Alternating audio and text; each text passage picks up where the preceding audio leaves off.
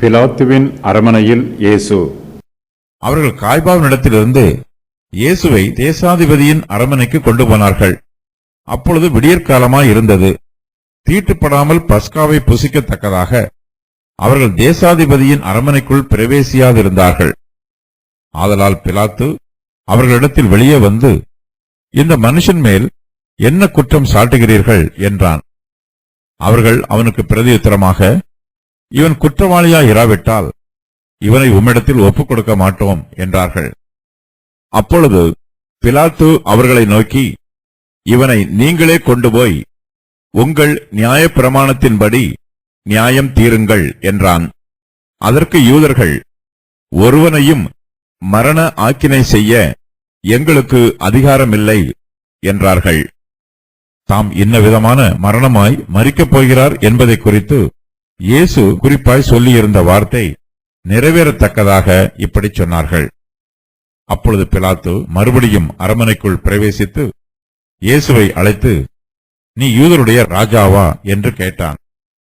இயேசு அவனுக்கு பிரதியுத்தரமாக, நீராய் இப்படி சொல்லுகிறீரோ, அல்லது மற்றவர்கள் என்னை குறித்து இப்படி உமக்கு சொன்னார்களோ என்றார். பிலாத்து பிரதியுத்தரமாக, நான் யூதனா? உன் ஜனங்களும் பிரதான ஆசாரியரும் உன்னை என்னிடத்தில் ஒப்புக் கொடுத்தார்கள். நீ என்ன செய்தாய் என்றான். இயேசு பிரதியுத்தரமாக, என் ராஜ்யம் இவ்வுலகத்திற்குரியதல்ல. என் ராஜ்யம் இவ்வுலகத்திற்குரியதானால் நான் யூதரிடத்தில் ஒப்புக் கொடுக்கப்படாதபடிக்கு என் ஊழியக்காரர் போராடி இருப்பார்களே. இப்படி இருக்க என் ராஜ்யம் இவ்விடத்திற்குரியதல்ல என்றார். அப்பொழுது பிலாத்து அவரை நோக்கி, அப்படியானால் நீ ராஜாவோ என்றான். இயேசு பிரதியுத்தரமாக, நீர் சொல்லுகிறபடி நான் ராஜாதான். சத்தியத்தை குறித்து சாட்சி கொடுக்க நான் பிறந்தேன். இதற்காகவே இந்த உலகத்தில் வந்தேன். சத்தியவான் எவனும் என் சத்தம் கேட்கிறான் என்றார். அதற்கு பிலாத்து, சத்தியமாவது என்ன என்றான். மறுபடியும் அவன் யூதர்களிடத்தில் வெளியே வந்து, நான் அவனிடத்தில் ஒரு குற்றமும் காணேன். பஸ்கா பண்டிகையில் நான் உங்களுக்கு ஒருவனை விடுதலை பண்ணுகிற வழக்கமுண்டே. ஆகையால் யூதருடைய ராஜாவை நான் உங்களுக்காக விடுதலை பண்ண உங்களுக்கு மனதுண்டா என்றான். அப்பொழுது அவர்கள் எல்லாரும் இவனை அல்ல, பரபாசை விடுதலை பண்ண வேண்டும் என்று மறுபடியும் சத்தமிட்டார்கள். அந்த பரபாஸ் என்பவன் கள்ளனாயிருந்தான். தேசாதிபதியின் அரமனை. அவர்கள் காய்பாவினிடத்திலிருந்து இயேசுவை தேசாதிபதியின் அரமனைக்கு கொண்டு போனார்கள். அப்பொழுது விடியற்காலமாய் இருந்தது. தீட்டுப்படாமல் பஸ்காவை புசிக்கத்தக்கதாக அவர்கள் தேசாதிபதியின் அரமனைக்குள் பிரவேசியாதிருந்தார்கள். ரோம பேரரசின் தேசாதிபதியாகிய பிலாத்துவுக்கு முன்பாக இயேசு கிறிஸ்து விசாரிக்கப்படுகிறார். இதற்காக காய்பாவின் அரமனையில் இருந்து தேசாதிபதியின் அரமனைக்குள் இயேசு கிறிஸ்துவை கொண்டு போகிறார்கள். ரோம பேரரசுக்கு மாத்திரமே குற்றவாளிக்கு மரண தண்டனை கொடுக்கும் அதிகாரம் உள்ளது.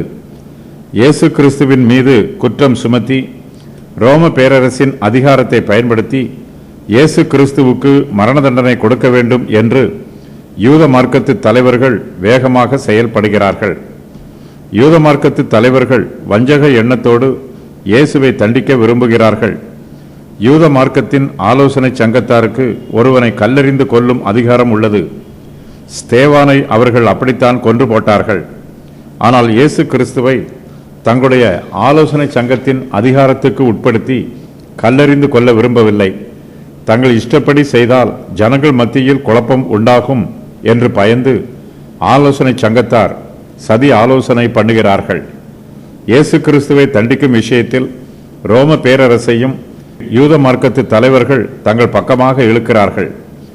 இயேசுவை தண்டிக்கும் போது அதற்கு ரோம பேரரசின் அனுமதி கிடைத்தால் ஒரு கலகமும் உண்டாகாது.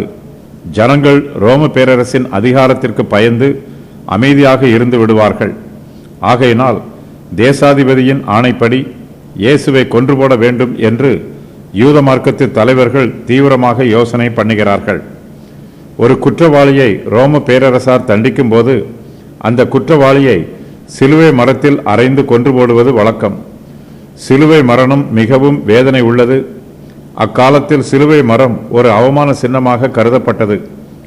சிலுவை மரணமும் அவமானம் நிறைந்த மரணமாகும்.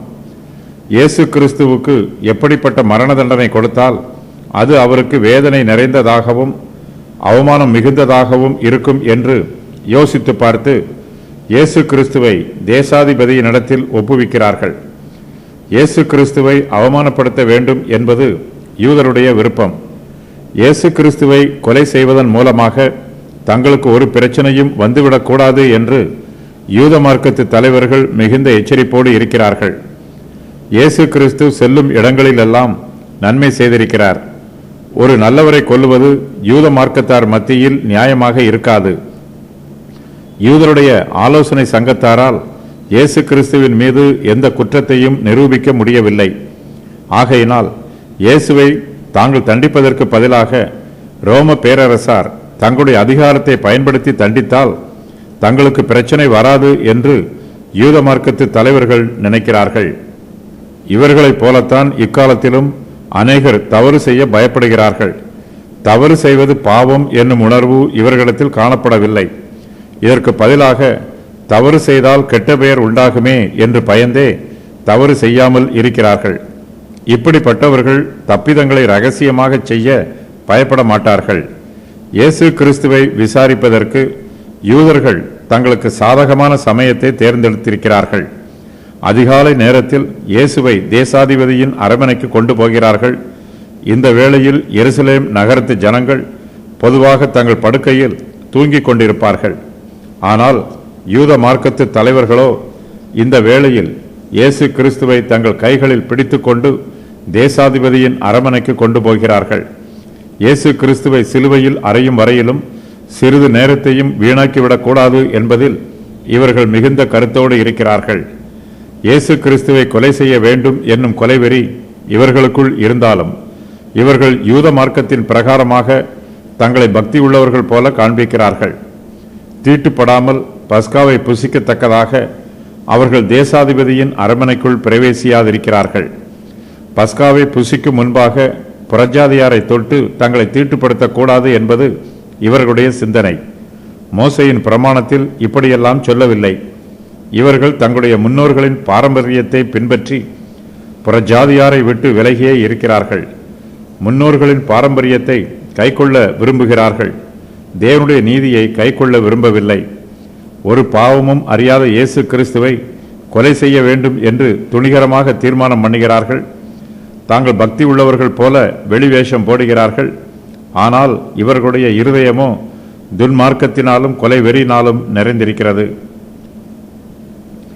இயேசுவை வழி நடத்தியவர்கள். இயேசு கிறிஸ்துவின் ஊழிய காலத்தில் அவரை பலர் வழி நடத்தி இருக்கிறார்கள். அதன் விவரம் வருமாறு: பரிசுத்த ஆவியானவர் இயேசு கிறிஸ்துவை சாத்தானால் சோதிக்கப்படுவதற்காக வழி நடத்தினார். சாத்தானை தோற்கடிப்பதற்காக பரிசுத்த ஆவியானவர் இயேசு கிறிஸ்துவை வழி நடத்தினார். யூதர்கள் இயேசு கிறிஸ்துவை கொலை செய்வதற்காக மலையின் உச்சிக்கு கொண்டு போனார்கள். திரளான ஜனங்கள் இயேசுவை அன்னா என்பவனிடத்திற்கு கொண்டு போனார்கள். திரளான ஜனங்கள் இயேசுவை காய்பா என்பவனிடத்திற்கு கொண்டு போனார்கள். யூதர்கள் இயேசுவை பிலாத்துவினிடத்திற்கு கொண்டு போனார்கள். போர் சேவகர்கள் இயேசுவை ஏரோதுவினிடத்திற்கு கொண்டு போனார்கள்.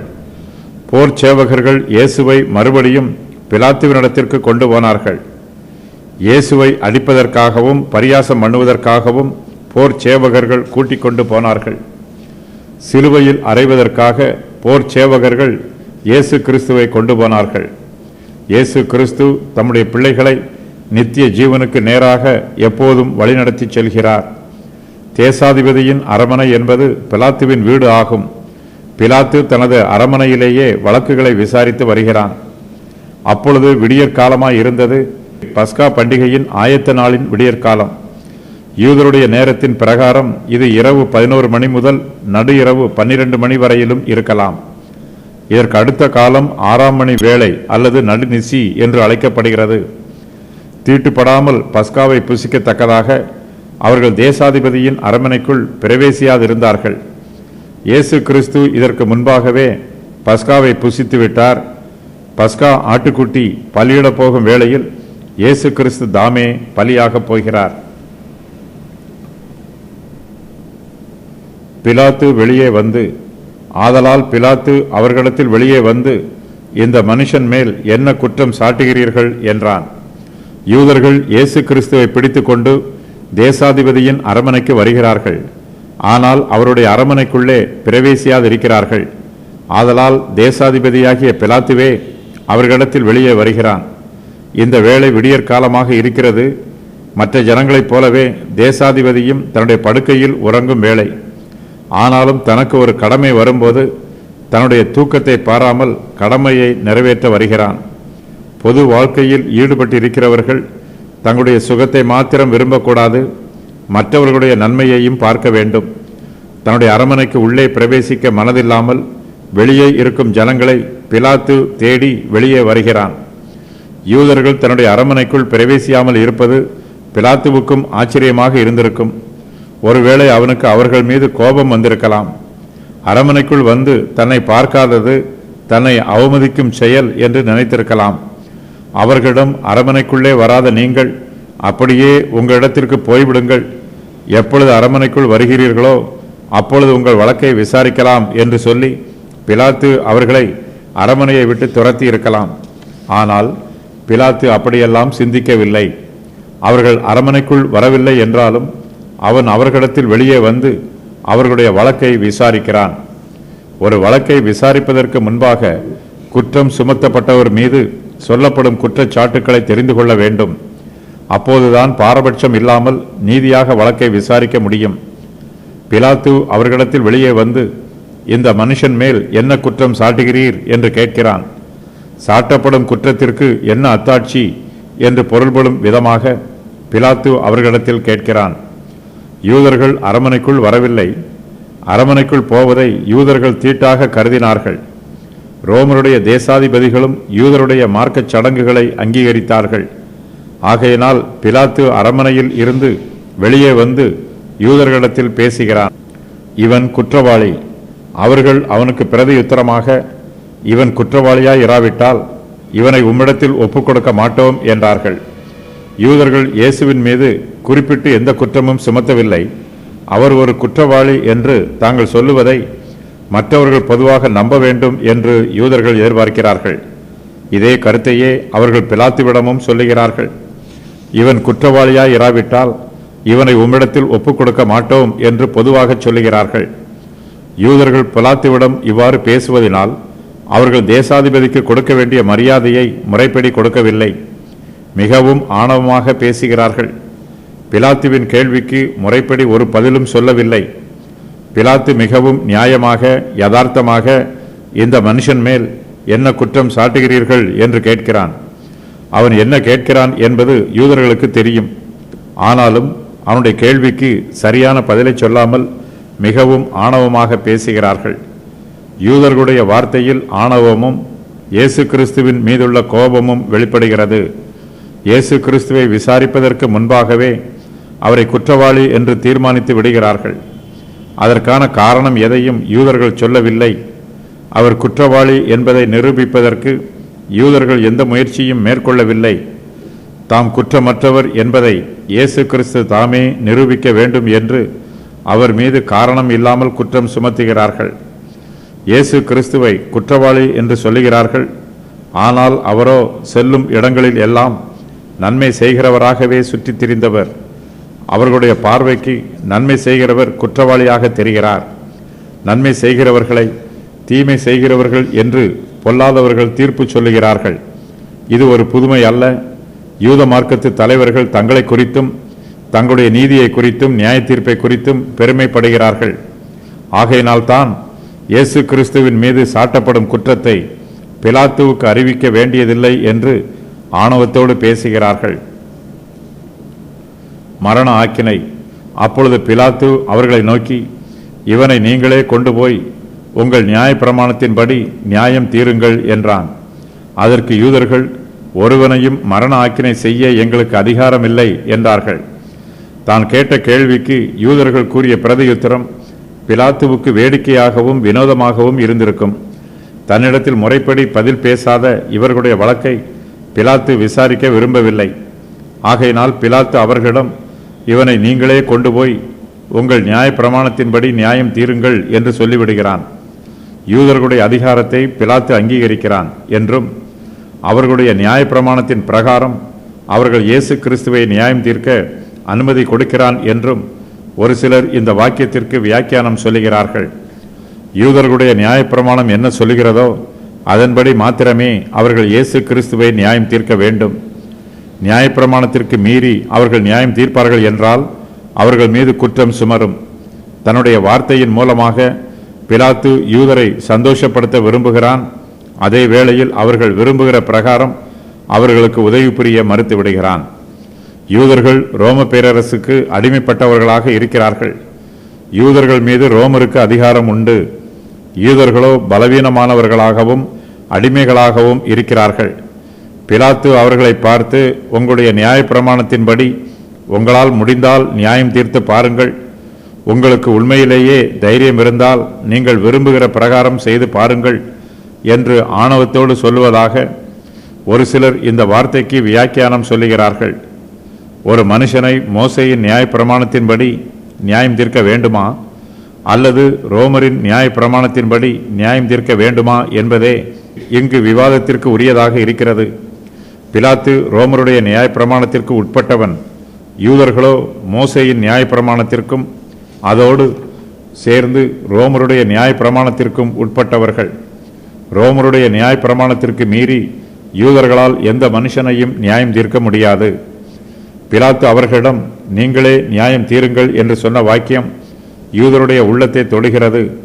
தங்களுக்கு எல்லா அதிகாரமும் இல்லை என்பதை அங்கீகரித்து ஒருவனையும் மரண ஆக்கினை செய்ய எங்களுக்கு அதிகாரம் இல்லை என்று யூதர்கள் பிலாத்துவிடம் சொல்லுகிறார்கள்.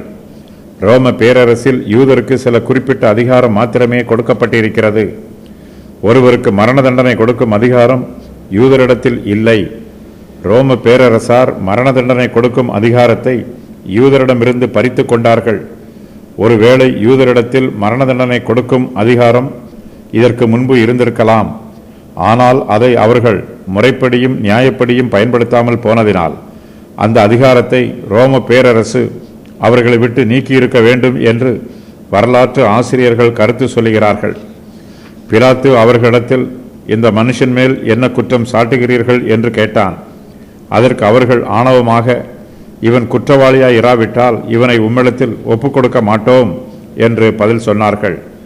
ஆனால் இப்போதோ தங்களுடைய தவற்றை திருத்திக் கொள்ளும் விதமாக, தங்களுடைய ஆணவமான பேச்சுக்கு பரிகாரம் தேடும் விதமாக, ஒருவனையும் மரண ஆக்கினை செய்ய எங்களுக்கு அதிகாரம் இல்லை என்று யூதர்கள் பிலாத்துவிடம் சொல்லுகிறார்கள். யூதர்கள் இயேசு கிறிஸ்துவை நியாயம் விசாரிக்க விரும்பவில்லை. தாங்கள் ஏற்கனவே தீர்மானம் பண்ணியிருந்த மரண தண்டனையை அவருக்கு கொடுக்க வேண்டும் என்று விரும்பினார்கள். ஒரு மனுஷனை நியாயம் விசாரிக்காமல் அவனை கொல்லுவதற்கு பிலாத்துவிற்கு மனதில்லை.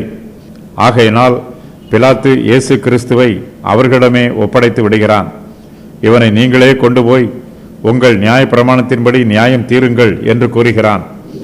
ஒருவனையும் மரண ஆக்கினை செய்ய எங்களுக்கு அதிகாரம் இல்லை என்று யூதர்கள் பிலாத்துவிடம் கூறுகிறார்கள். இது ஒரு பொய். ஏனெனில் தங்களுடைய பிரமாணத்தை மீறுபவரை கல்லெறிந்து கொல்லும் அதிகாரம் அவர்களுக்கு உள்ளது. யூதர்கள் இயேசு கிறிஸ்துவிற்கு பயந்ததினாலும் ஜனங்கள் தங்களுக்கு எதிராக கலகம் பண்ணுவார்கள் என்பதினாலும் இயேசு கிறிஸ்துவை கொல்லும் பொறுப்பை பிலாத்துவிடம் கொடுக்க பார்க்கிறார்கள். தீர்க்க தரிசனத்தை நிறைவேற்றுவதற்கு இயேசு கிறிஸ்து சிலுவையில் மரிக்க வேண்டும். ஒருவரை சிலுவையில் அறைந்து கொள்வதற்கு யூதருக்கு அதிகாரம் இல்லை. ஆகையினால் இயேசு கிறிஸ்துவின் மீது தேச துரோக குற்றத்தை சுமத்துகிறார்கள். ராயனுக்கு எதிராக இயேசு கலகம் பண்ணியதாக பொய் கூறுகிறார்கள். பிலாத்து மட்டுமே இயேசுவை சிலுவையில் அறைவதற்கு அதிகாரம் பெற்றவன். இன்ன விதமான மரணம், தாம் இன்ன விதமான மரணமாய் மரிக்கப் போகிறார் என்பதை குறித்து இயேசு குறிப்பாய் சொல்லியிருந்த வார்த்தை நிறைவேறத்தக்கதாக இப்படி சொன்னார்கள். இயேசு கிறிஸ்துவின் சத்துருக்கள் பேசுகிற வார்த்தைகள் கூட சில சமயங்களில் தேவனுடைய வார்த்தை நிறைவேறத்தக்கதாக இருக்கிறது. அவர்கள் ஒருவனையும் மரண ஆக்கினை செய்ய எங்களுக்கு அதிகாரம் இல்லை என்று கூறினார்கள். தாம் இன்ன விதமான மரணமாய் மரிக்கப் போகிறார் என்பதை குறித்து இயேசு குறிப்பாய் சொல்லியிருந்தார். அந்த வார்த்தை நிறைவேறத்தக்கதாக அவர்கள் இப்படி சொன்னார்கள். இயேசு கிறிஸ்துவின் சத்துருக்கள் தங்களுடைய சுய பலத்தினால் தேவனுக்கு விரோதமாக என்ன செய்தாலும் தேவனுடைய சித்தமே முடிவில் நிறைவேறும். இயேசு கிறிஸ்து தம்முடைய மரணத்தை பற்றி ஏற்கனவே முன் அறிவித்திருக்கிறார். யூதர்கள் இயேசு கிறிஸ்துவை தங்களுடைய நியாய பிரமாணத்தின்படி நியாயம் தீர்க்க மனதில்லாதவர்களாக இருக்கிறார்கள். தம்முடைய மரணத்தை குறித்து இயேசு கிறிஸ்து சொன்ன 2 காரியங்கள் எங்கு நிறைவேறுகிறது? அவையாவன, தாம் புறஜாதியார் கைகளில் ஒப்புக் கொடுக்கப்படுவார் என்றும் அவர்கள் அவரை கொலை செய்வார்கள் என்றும் இயேசு கிறிஸ்து தமது மரணத்தை பற்றி கூறியிருக்கிறார். இயேசு கிறிஸ்து சிலுவையில் அறையப்படுவார், உயர்த்தப்படுவார். யூதர்கள் இயேசு கிறிஸ்துவை தங்களுடைய நியாய பிரமாணத்தின்படி நியாயம் தீர்த்தால் அவர்கள் அவரை கல்லெறிந்து கொள்ள வேண்டும். ஆனால் தம்முடைய மரணம் இன்ன விதமாய் நடைபெறும் என்பதை இயேசு கிறிஸ்து ஏற்கனவே முன் அறிவித்திருக்கிறார். தாம் கல்லெறிந்து கொல்லப்பட வேண்டும் என்பது இயேசு கிறிஸ்துவின் சித்தம் அல்ல, தாம் சிலுவையில் அறையப்பட வேண்டும் என்பதே கிறிஸ்துவின் சித்தமாகும்.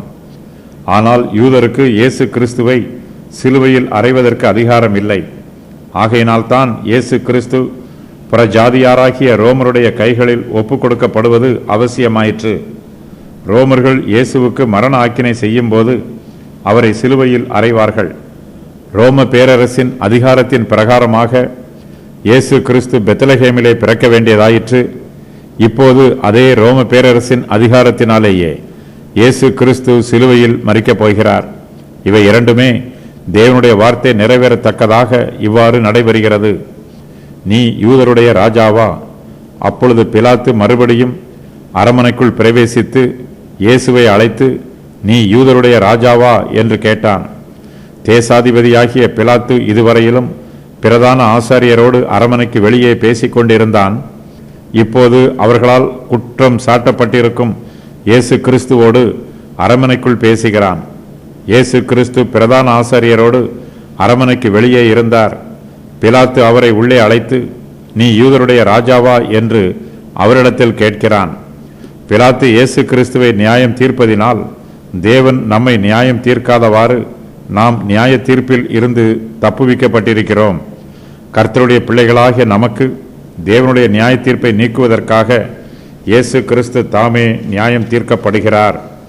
மற்ற சுவிசேஷங்களில் இயேசு கிறிஸ்துவின் மீது கூறப்பட்டிருக்கும் குற்றச்சாட்டுக்கள் எழுதப்பட்டிருக்கிறது. அவர் ரோம பேரரசுக்கு விரோதமாக கலகம் பண்ணினார் என்றும் ராயனுக்கு வரி கொடுக்க வேண்டாம் என்று சொன்னார் என்றும் யூதருடைய ஆலோசனை சங்கத்தார் அவர் மீது குற்றம் சுமத்துகிறார்கள். யோவான் எழுதின சுவிசேஷத்தில் அந்த குற்றச்சாட்டுக்கள் எதுவும் எழுதப்படவில்லை. பிலாத்து இயேசு கிறிஸ்துவிடத்தில் ஒரு கேள்வியை கேட்கிறான். அவர் மீது கூறப்பட்டிருக்கும் குற்றச்சாட்டுக்கு ஏதாவது ஆதாரம் உண்டா என்பதை கண்டுபிடிப்பதற்காக பிலாத்து இயேசுவிடம், நீ யூதருடைய ராஜாவா என்று கேட்கிறான். இயேசு கிறிஸ்துவை பரியாசம் பண்ணுவதற்காக பிலாத்து அவரிடம் இந்த கேள்வியை கேட்டான் என்று ஒரு சிலர் வியாக்கியானம் கூறுகிறார்கள். யூதர்கள் இயேசு கிறிஸ்துவை விரோதிக்கிறார்கள், அவரை துன்பப்படுத்துகிறார்கள். அப்படிப்பட்ட யூதருக்கு இயேசு கிறிஸ்து ராஜாவா என்று பிலாத்து அவரிடத்தில் பரியாசமாக கேட்கிறான். இயேசு கிறிஸ்து ஒருபோதும் தம்மை யூதருடைய ராஜா என்று பிரகடனம் பண்ணவில்லை. ஆனால் இப்போதோ இயேசு கிறிஸ்து தம்முடைய ராஜ்யத்தை பற்றி பேசுவதற்கு சித்தமுள்ளவராக இருக்கிறார். தம்முடைய வாயின் வார்த்தையினாலேயே தாம் நியாயம் தீர்க்கப்படுவதற்கு இயேசு கிறிஸ்து வாய்ப்புகளை உண்டு பண்ணுகிறார். இயேசு கிறிஸ்து தேவ தூஷணம் சொன்னார் என்பதுதான் யூதருடைய குற்றச்சாட்டு. ஆனால் அதை மறைத்துவிட்டு இயேசு ராயனுக்கு எதிராக கலகம் பண்ணினார் என்று குற்றம் சுமத்துகிறார்கள். இந்த குற்றத்திற்குத்தான் குற்றவாளியை சிலுவையில் அறைந்து கொள்ள முடியும். நீராய் இப்படி சொல்லுகிறீரோ? இயேசு அவனுக்கு பிரதியுத்தரமாக, நீராய் இப்படி சொல்லுகிறீரோ அல்லது மற்றவர்கள் என்னை குறித்து இப்படி உமக்கு சொன்னார்களோ என்றார். பிலாத்து இயேசு கிறிஸ்துவிடம், நீ யூதருடைய ராஜாவா என்று கேட்கிறான். இயேசு அவனுக்கு பிரதியுத்தரமாக, நீராய் இப்படி சொல்லுகிறீரோ அல்லது மற்றவர்கள் என்னை குறித்து இப்படி உமக்கு சொன்னார்களோ என்று கேட்கிறார். பிலாத்து தன் சுய புத்தியினால் இப்படி கேட்பதற்கு வாய்ப்பில்லை. இந்த கேள்வியை கேட்கக்கூடிய அவசியமும் அவனுக்கு இல்லை. ரோம பேரரசின் சார்பாக பிலாத்து தேசாதிபதியாக ஆளுகை செய்கிறான். ரோம பேரரசுக்கு அவன் உண்மை உள்ளவனாக நடந்து கொள்ள வேண்டும். இயேசு கிறிஸ்து யூதருடைய ராஜாவாக இருந்தாலும் அதனால் பிலாத்துவுக்கு ஒரு பாதிப்பும் வரப்போவதில்லை. இயேசு கிறிஸ்துவின் மூலமாக ரோம பேரரசுக்கும் எந்த அச்சுறுத்துதலும் இல்லை. இயேசு இதுவரையிலும் பிலாத்துவுக்கும் ரோம பேரரசுக்கும் விரோதமாக ஒன்றும் சொல்லவில்லை. இயேசு கிறிஸ்துவை பற்றி அவருடைய சத்துருக்கள் பிலாத்துவிடம் பிராது பண்ணி இருப்பார்கள். இயேசு கிறிஸ்து ராயனுக்கு சத்துரு என்றும் பிலாத்துவிடம் தவறாக சொல்லி இருப்பார்கள். பிலாத்து இதை தெரிந்து கொள்ள வேண்டும் என்று விரும்பினால் அவன் இயேசு கிறிஸ்துவிடம் இதை பற்றி நேரடியாக கேட்கலாம். ரோம பேரரசுக்கு இயேசு கிறிஸ்து சத்ரு அல்ல. ரோம பேரரசுக்கு விரோதமாக இயேசு கிறிஸ்து தம்முடைய ராஜ்யத்தை ஸ்தாபிக்கப் போகிறார் என்று பிரதான ஆசாரியர் அவர் மீது குற்றம் சுமத்தி இருக்கிறார்கள். இயேசு கிறிஸ்துவின் ராஜ்யத்தை பற்றியும் அதன் வல்லமையை பற்றியும் அந்த ராஜ்யத்தினால் ரோம பேரரசுக்கு எப்படிப்பட்ட பாதிப்பு உண்டாகும் என்பது பற்றியும் பிலாத்து தெரிந்து கொள்ள விரும்புகிறான். இயேசு கிறிஸ்துவின் ராஜ்யம் ரோம பேரரசின் ராஜ்யத்திற்கு விரோதமானது என்பது இயேசுவின் மீது கூறப்படும் முக்கியமான குற்றச்சாட்டாகும். பிலாத்து இயேசு கிறிஸ்துவின் ராஜ்யத்தை பற்றி ஒன்றும் கேட்காமல், நீ யூதருடைய ராஜாவா என்று மாத்திரமே கேட்கிறான். ரோம பேரரசுக்கு விரோதமாக இயேசு கிறிஸ்து சதி ஆலோசனை பண்ணுகிறார் என்றும் கலகம் பண்ணுகிறார் என்றும் பிரதான ஆசாரியர் அவர் மீது குற்றம் சுமத்துகிறார்கள். இயேசு கிறிஸ்துவை எப்படியாவது குற்றவாளியாக்கி அவரை சிலுவையில் அறைந்து கொன்றுவிட வேண்டும் என்று பிரதான ஆசாரியர் வைராக்கியமாக இருக்கிறார்கள். ஆனால் இயேசு கிறிஸ்துவை விசாரிக்கிற பிலாத்துவோ அவர்களுடைய ஆலோசனையின் படியெல்லாம் அவரை விசாரியாமல் ரோம பேரரசின் நியாயப்பிரமாணத்தின்படியே விசாரிக்கிறான். நான் யூதனா? பிலாத்து பிரதியுத்தரமாக, நான் யூதனா? உன் ஜனங்களும் பிரதான ஆசாரியரும் உன்னை என்னிடத்தில் ஒப்பு கொடுத்தார்கள். நீ என்ன செய்தாய் என்றான். பிலாத்து இயேசுவிடம், நீ யூதருடைய ராஜாவா என்று கேட்கிறான். அதற்கு இயேசு, நீராய் இப்படி சொல்லுகிறீரோ அல்லது மற்றவர்கள் என்னை குறித்து இப்படி உமக்கு சொன்னார்களோ என்று கேட்கிறார். இயேசு கிறிஸ்து பிலாத்துவின் கேள்விக்கு நேரடியாக பதில் கூறவில்லை. இயேசு கிறிஸ்து அவனுக்கு பதில் சொல்வதற்கு பதிலாக அவனிடத்திலேயே கேள்வி கேட்கிறார். இதனால் பிலாத்துவுக்கு கோபம் உண்டாயிற்று. இயேசு கிறிஸ்துவின் கேள்விக்கு ஆம் அல்லது இல்லை என்று பதில் கூறுவதற்கு பதிலாக நான் யூதனா என்று கோபத்தோடு கேட்கிறான். பிலாத்துவின் உள்ளத்தில் யூதர்களை பற்றி நல்ல அபிப்பிராயம் இல்லை. யூதர்கள் உண்மைக்கு புறம்பாக நடக்கிறவர்கள் என்றும் காரணமில்லாமல் மற்றவர்கள் மீது குற்றம் சுமத்துகிறவர்கள் என்றும் நியாயமில்லாமல் தங்களுடைய ஜனத்தாரை தண்டிக்கிறவர்கள் என்றும் பிலாத்து யூதரை பற்றி நினைத்து கொண்டிருக்கிறான். ஆகையினால்தான் இயேசு கிறிஸ்துவின் கேள்விக்கு தவறு செய்ய நான் யூதனா என்று கேள்வி கேட்டு அதையே தன் பதிலாக சொல்லுகிறான்.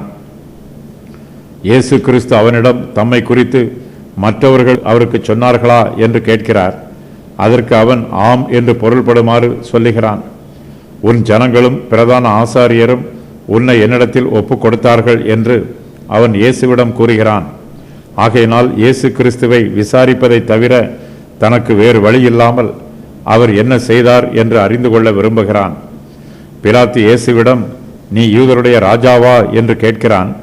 அதற்கு இயேசு நேரடியாக எந்த பதிலும் சொல்லவில்லை. இப்போது பிலாத்து சுற்றி வளைத்து இயேசு கிறிஸ்துவிடம் மற்றொரு கேள்வியை கேட்கிறான். நீ என்ன செய்தாய் என்பது பிலாத்துவின் அடுத்த கேள்வி. நெருப்பு இல்லாமல் புகையாது. காரணம் இல்லாமல் இயேசு கிறிஸ்துவை தன்னிடத்தில் ஒப்புக் கொடுக்க மாட்டார்கள் என்று நினைத்து இயேசு என்ன செய்தார் என்பதை விசாரிக்க விரும்புகிறான். என் ராஜ்யம். இயேசு பிரதியுத்தரமாக, என் ராஜ்யம் இவ்வுலகத்திற்குரியதல்ல. என் ராஜ்யம் இவ்வுலகத்திற்கு உரியதானால் நான் யூதரிடத்தில் ஒப்புக் கொடுக்கப்படாதபடிக்கு என் ஊழியக்காரர் போராடி இருப்பார்களே. இப்படி இருக்க என் ராஜ்யம் இவ்விடத்திற்கு உரியதல்ல என்றார். இயேசு கிறிஸ்து தம்முடைய ராஜ்யத்தை பற்றி பிலாத்துவிடம் பேசுகிறார். இயேசு கிறிஸ்துவின் வார்த்தைகள் பிலாத்து அவரிடத்தில் கேட்ட கேள்விக்கு பதில் சொல்வது போல அமைந்திருக்கிறது. இயேசு அவனிடம், என் ராஜ்யம் இவ்வுலகத்திற்கு உரியதல்ல என்று கூறுகிறார். இவ்வுலக பிரகாரமான ராஜ்யம் வேறு, தேவனுடைய ராஜ்யம் வேறு. இயேசு கிறிஸ்து மெய்யாகவே ராஜாதான். அவருக்கு ஒரு ராஜ்யம் உண்டு. ஆனால் அவருடைய ராஜ்யம் இவ்வுலகத்திற்கு உரியதல்ல. இயேசு கிறிஸ்துவின் ராஜ்யம் இந்த உலகத்தில் இருந்து தோன்றியதல்ல. இது உலக பிரகாரமானதும் அல்ல. இயேசு கிறிஸ்துவின் ராஜ்யம் மனுஷருக்குள் ஸ்தாபிக்கப்பட்டிருக்கிறது. மனுஷருடைய இருதயங்களிலும் அவர்களுடைய மனச்சாட்சிகளிலும் தேவனுடைய ராஜ்யம் ஸ்தாபிக்கப்பட்டிருக்கிறது. தேவனுடைய ராஜ்யத்தை பாதுகாக்கிறவர்களும் ஆதரிக்கிறவர்களும் இந்த உலக பிரகாரமான போர் வீரர்கள் அல்ல. கிறிஸ்துவின் ராஜ்யத்தினுடைய ஆயுதங்கள் இவ்வுலகத்திற்குரிய ஆயுதங்கள் அல்ல. தேவனுடைய ராஜ்யம் ஆவிக்குரியது, இந்த ராஜ்யத்தின் ஆயுதங்களும் ஆவிக்குரியது. தேவனுடைய ராஜ்யத்தின் திட்டமும் செயலும் இவ்வுலகத்திற்கு உரியது அல்ல. தேவனுடைய ராஜ்யத்தில் அங்கம் வகிக்கிறவர்கள் இந்த உலகத்தில் இருந்தாலும் அவர்கள் இந்த உலகத்திற்கு உரியவர்கள் அல்ல. தேவனுடைய ராஜ்யம் இந்த உலகத்தின் ஞானத்தினால் ஆளுகை செய்யப்படவில்லை. உலகத்தின் சம்பத்துக்களினால் தேவனுடைய ராஜ்யத்தில் ஐஸ்வர்யம் உண்டாவதில்லை. இயேசு கிறிஸ்து தம்முடைய ராஜ்யத்தின் ஆவிக்குரிய சுபாவத்தை பற்றி பிலாத்துவிடம் பேசுகிறார். என் ராஜ்யம் இவ்வுலகத்திற்கு உரியதானால் நான் யூதரிடத்தில் ஒப்பு கொடுக்கப்படாதபடிக்கு என் ஊழியக்காரர் போராடி இருப்பார்களே என்று சொல்லுகிறார். இயேசு கிறிஸ்துவின் சீஷர்கள் யுத்தம் பண்ணவில்லை. பிரதான ஆசாரியரின் சேவகர்கள் இயேசு கிறிஸ்துவை பிடித்தபோது சீஷர்கள் கலகம் எதுவும் செய்யவில்லை. அவர்களுடைய கைகளில் இருந்து இயேசு கிறிஸ்துவை விடுவிப்பதற்கு அவர்கள் போராடவில்லை.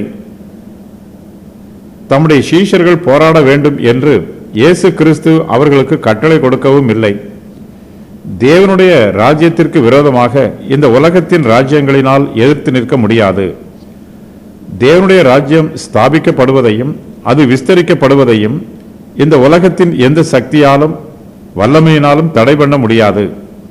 இயேசு கிறிஸ்துவின் ராஜ்யம் இவ்வுலகத்திற்கு உரியதல்ல.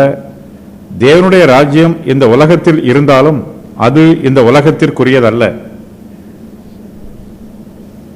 நீ ராஜாவோ? அப்பொழுது பிலாத்து அவரை நோக்கி, அப்படியானால் நீ ராஜாவோ என்றான்.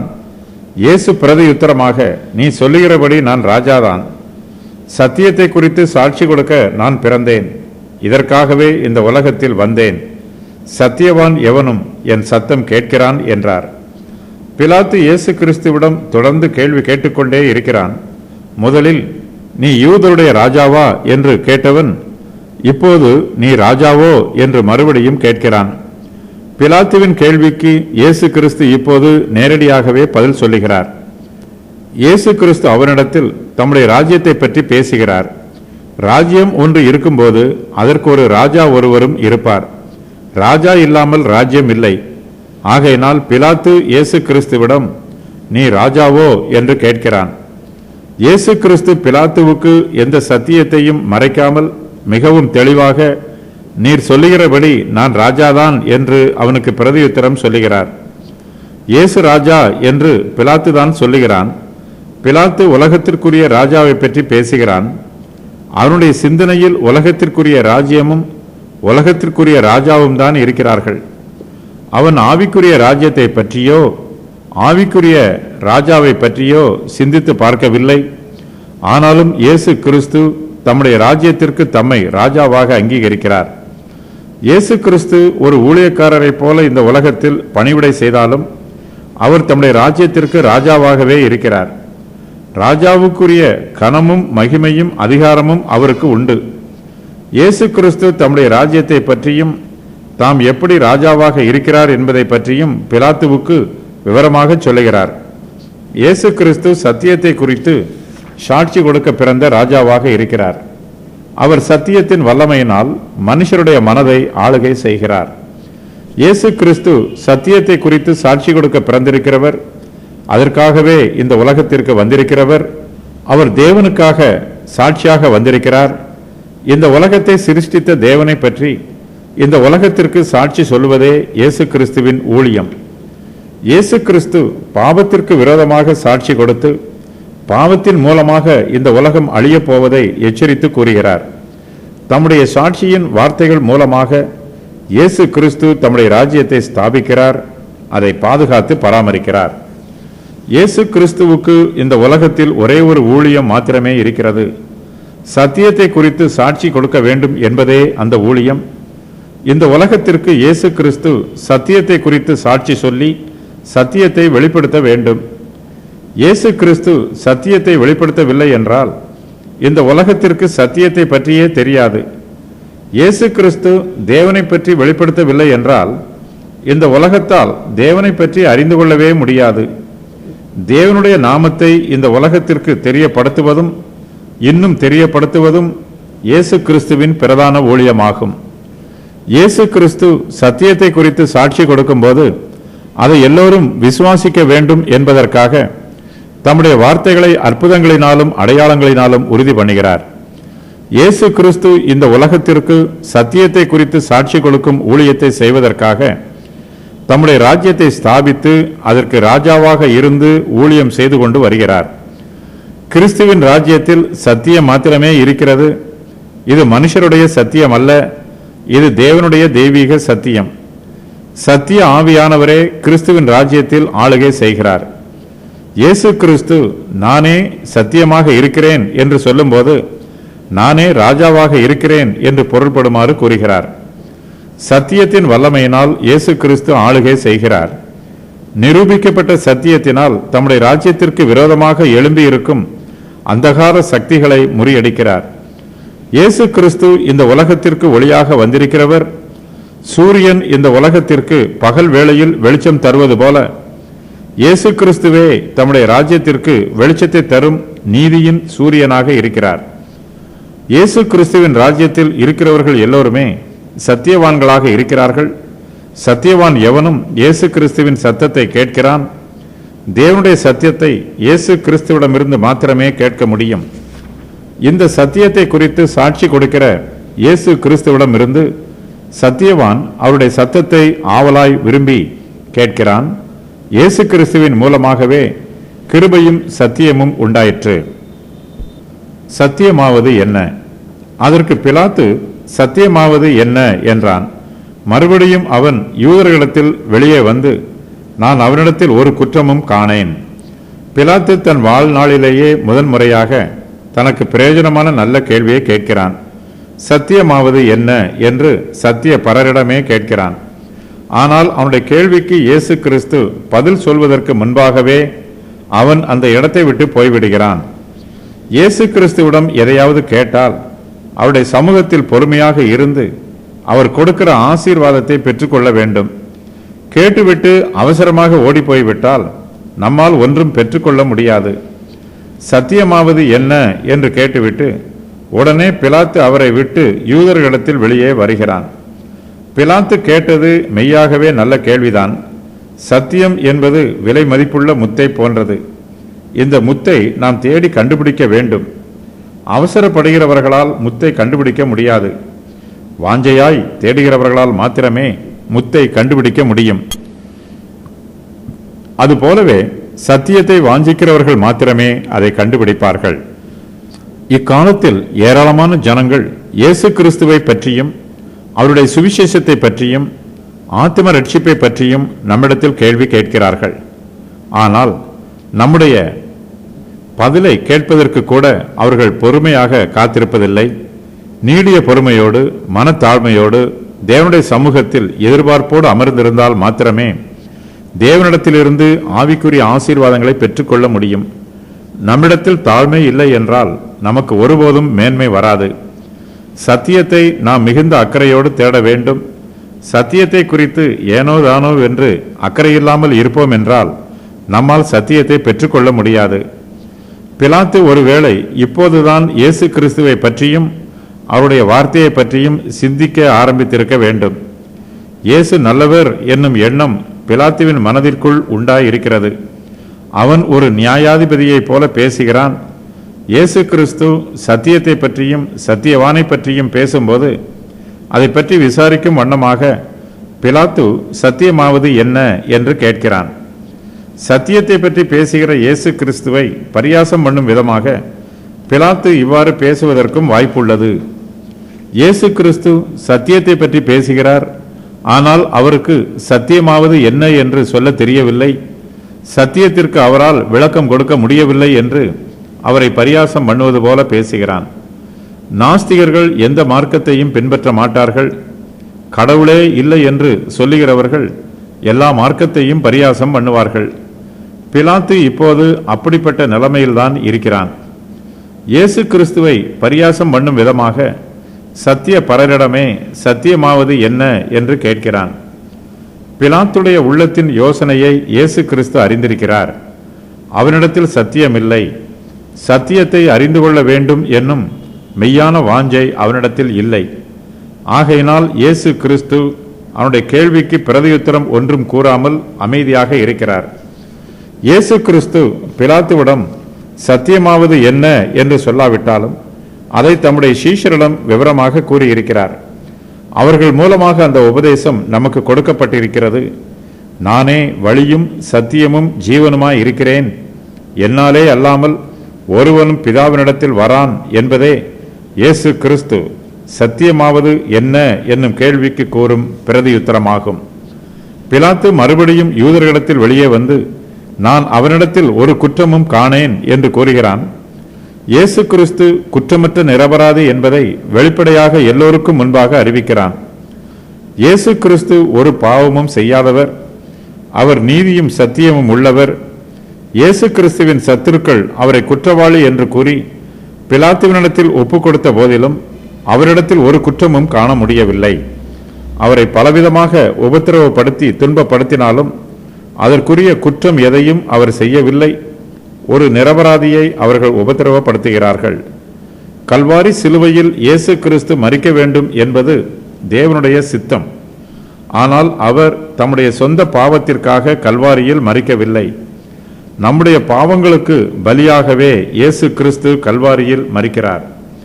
ஜனங்கள் எல்லோரும் கெட்டு போகாதபடிக்கு ஒரே மனுஷன் ஜனங்களுக்காக மரிப்பது நலமாயிருக்கும் என்னும் வார்த்தையின் பிரகாரமாக இயேசு கிறிஸ்து நமக்காக மரிக்கிறார்.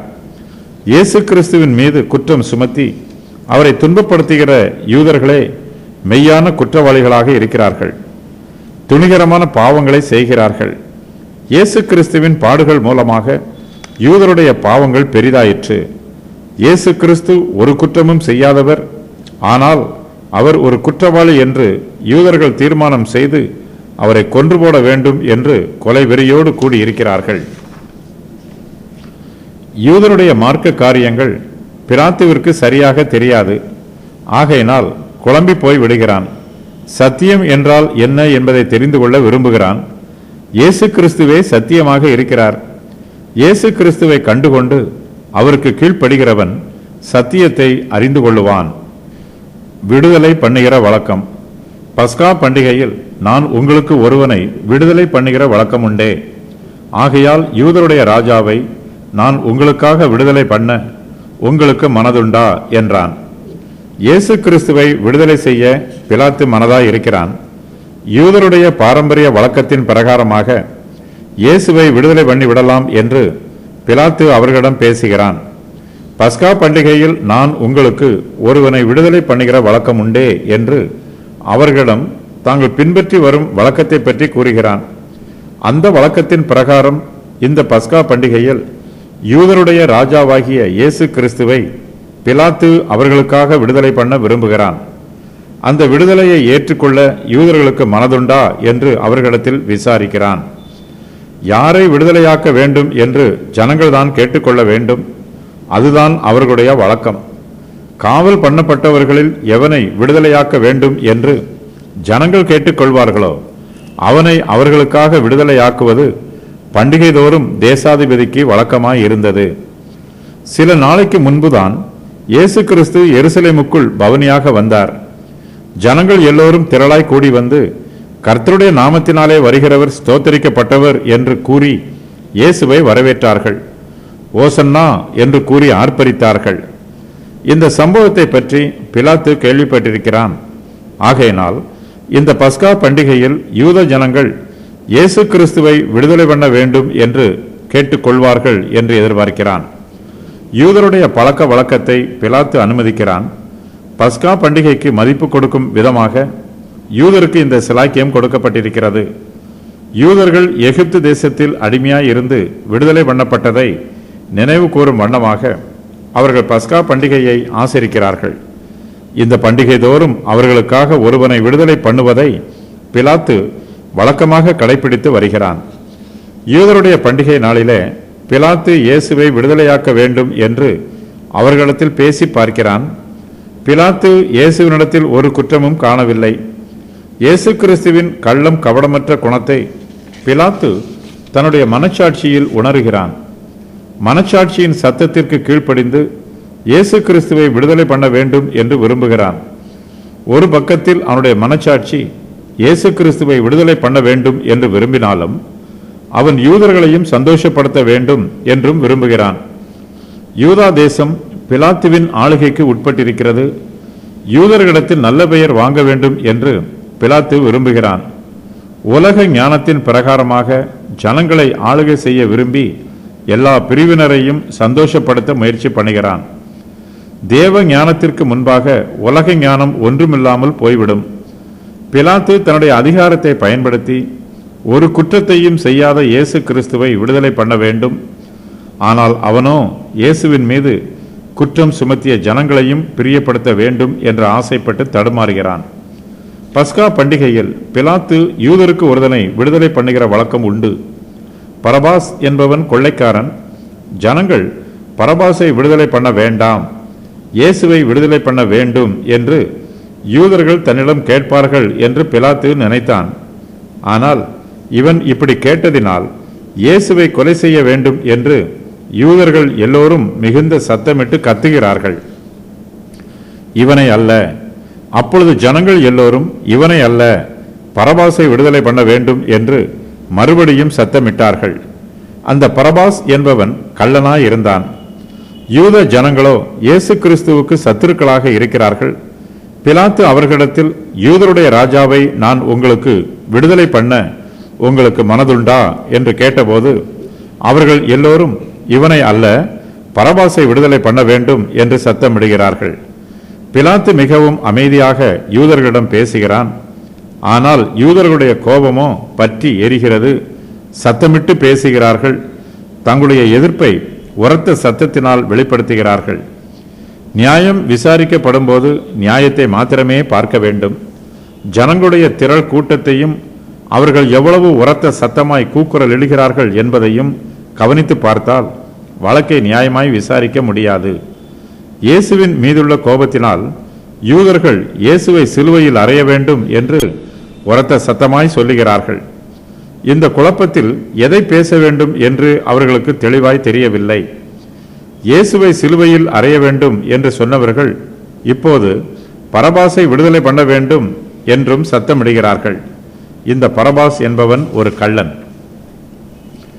நீதிபரரை கொலை செய்ய வேண்டும் என்று சொல்லுகிறவர்கள் இப்போது ஒரு கள்ளனை விடுதலை பண்ண வேண்டும் என்றும் சொல்லுகிறார்கள். களவு செய்யாதிருப்பாயாக என்பது 10 கட்டளைகளில் ஒன்று. பரபாஸ் தேவனுடைய பிரமாணத்தை மீறியவன். ஆனால் யூத ஜனங்களோ தேவனுடைய பிரமாணத்தை மீறிய கள்ளனை விடுதலை பண்ண வேண்டும் என்று சத்தமிடுகிறார்கள். ஜனங்களுடைய பாதுகாப்புக்கும் சொத்துக்கும் உடைமைகளுக்கும் கள்ளன் எப்போதுமே சத்துருவாக இருப்பான். நகரத்தில் உள்ள ஜனங்கள் பொதுவாகவே கள்ளர்களுக்கு சத்துருவாகத்தான் இருப்பார்கள். கள்ளர்களை விரட்டி பிடித்து தண்டிக்க வேண்டும் என்பதே அவர்களுடைய நோக்கமாக இருக்கும். ஆனால் இங்கோ தாங்களே பிடித்து கொடுத்திருக்கும் ஒரு கள்ளனை விடுதலை பண்ண வேண்டும் என்று கேட்கிறார்கள். இயேசு கிறிஸ்துவுக்கு சத்துருவாக இருக்க வேண்டும் என்பதற்காக ஒரு கள்ளனுக்கு சிநேகிதராய் இருக்கிறார்கள். இயேசு கிறிஸ்துவுக்கு முன்பாக இவர்கள் தங்களுடைய பாவங்களை அறிக்கை செய்ய வேண்டும். தாங்கள் பாவிகள் என்பதை அங்கீகரிக்க வேண்டும். ஆனால் இவர்களோ பாவத்திற்கும் பாவிகளுக்கும் பங்காளிகளாய் இருக்கிறார்கள். மனுஷருடைய பாவம் ஒரு கள்ளனை போலவே இருக்கிறது. பாவம் நம்முடைய ஆத்துமாவை தேவனிடத்திலிருந்து திருடி அபகரித்துக் கொள்கிறது. ஆனால் இந்த யூத ஜனங்களோ தங்களுடைய மதியீனத்தினால் கள்ளனை விடுதலை பண்ணுவதற்கு தெரிந்து கொள்கிறார்கள். இயேசு கிறிஸ்து ஐஸ்வர்ய சம்பன்னராக இருக்கிறார். நாம் இயேசு கிறிஸ்துவை பற்றி கொள்ளும் போது அவர் நம்மை எல்லா விதமான ஐஸ்வர்யங்களினாலும் ஆசீர்வதிப்பார். ஆனால் யூதர்களோ கள்ளனை தெரிந்து கொள்கிறார்கள். அந்த கள்ளன் அவர்களிடத்தில் உள்ள அனைத்தையும் திருடி கொண்டு போவான். கள்ளன் திருடவும் அழிக்கவும் கொல்லவுமே வந்திருக்கிறான். ஆனால் இயேசு கிறிஸ்துவோ நமக்கு ஜீவனை கொடுக்கவும் அந்த ஜீவன் நமக்குள் பரிபூரணப்படவும் வந்திருக்கிறார்.